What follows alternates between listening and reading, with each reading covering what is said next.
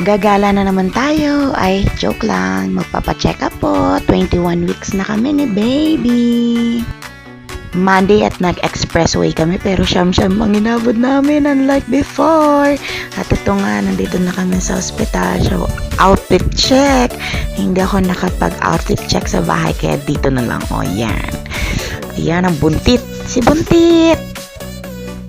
May pahipo-hipo pa ng tiyan.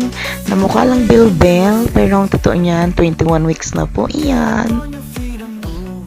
Siyempre, check natin kung sino kasama natin. Ang ating asawang masipag.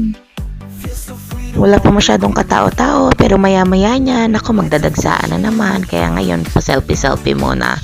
Bad trip nga dyan si Romar kasi paano ba naman? Second lab ng aking urine test, tapos pinapakuha ko yung test result, tapos nataon na dumating na yung doktora namin, hindi siya nakapasok sa loob. Bad trip na bad trip.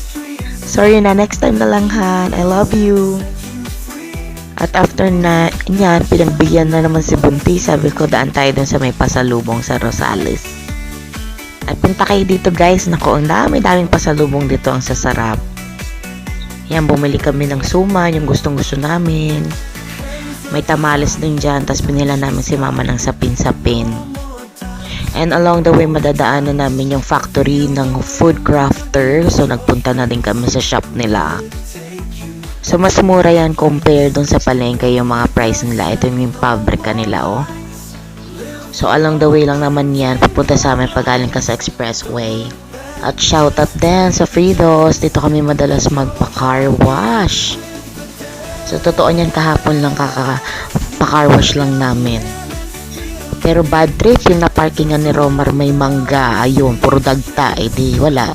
Balik siya sa car wash.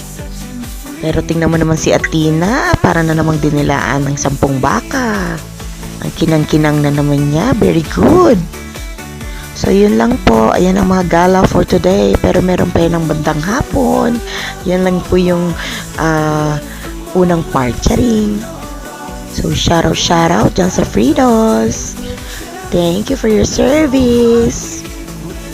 At ayun lang po. Keep watching guys. Thank you so much. Bye!